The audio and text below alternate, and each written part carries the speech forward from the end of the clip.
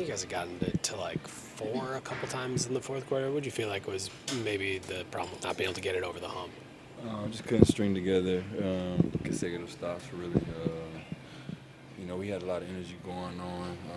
I'll say probably like the second quarter on in the game, which we would have started the game with a little more intensity and got off to a better start. But the ball was moving, guys flashing, just playing their roles. And then on defense, we couldn't just string together enough stops. 3, 4 in a row, couldn't get a kill. We called a kill, 3 stops in a row. Couldn't get enough of those. Feel like we would get 2, and then they would hit a janky shot or a putback would hit somebody that was open and they lay it in. So just how the game went. What have you liked about playing with Miles as the season's going? Feels like you guys are kind of in a nice rhythm playing off each other. Just a guy that he's like a next action type of basketball player. When he gets the ball, he just make a quick read. If he shoots it, he's open, he shoots it. If not, he just gets to the next action, DHOs, and gets off the ball. I like playing with quick read guys.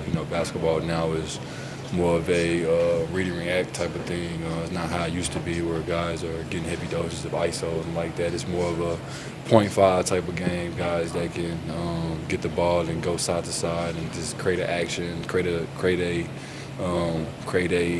an advantage for our team, and then play off of that. So he definitely gets the ball going side to side, and then obviously his shooting is great. You need bigs that can shoot, space the floor, especially for guards to get downhill.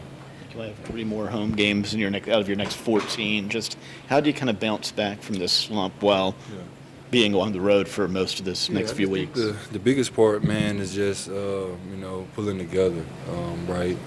Ignore the outside noise. Obviously, every game is going to amplify whether we win or lose. So just ignore the outside noise and just stay together in the locker room.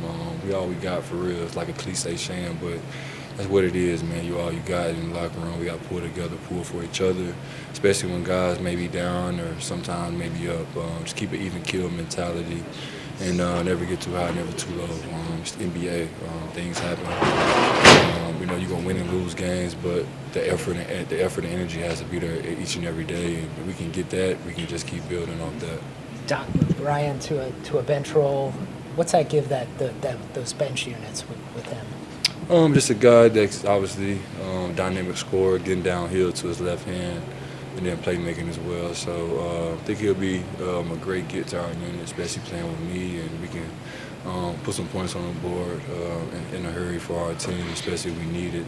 And then him picking up full court, pressuring the ball, being able to turn the ball, get deflections and things like that.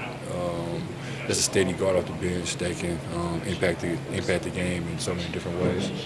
Tucker kind of said that he felt like there's times where Scoot was like trying to win the game himself. Yeah. And I'm curious, he is so talented, but how do you as a teammate try to like remind him like, hey, we got you too. Like, we can help out. Like you don't have to do it all by yourself. Yeah. I just think sometimes just in those situations, I don't think he was, trying to win the game by himself, but he was trying to make a basketball play. And the shots that he took, we'll take those shots. The missed layup right there, if he makes that, we maybe cut it to 5 or 4 points again. So I like his shot attempts, whatever it was, but just keep telling him to stay aggressive. He got that ball on the string, he's shifty. He just turned out his turn. I told him that just turn out turnovers. You know what I'm saying? You had a nice, super nice game. I don't know what it was, 7 or 8, whatever it was, but just take care of the ball more like that, and then you give our team a super chance to win every game. We trust you with the ball, so definitely. He's been rocking out this year too. I know he hasn't played as many games, but the games he's played, you could tell like his talent just raised on the floor when he's out there.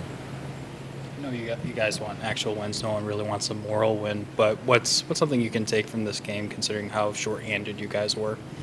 Yeah, I think that in practice we drilled a lot of actions, moving the ball side to side, guys flashing, and there were games where we would mess up plays or mess up ATOs and things like that. And I like how we executed tonight on offense.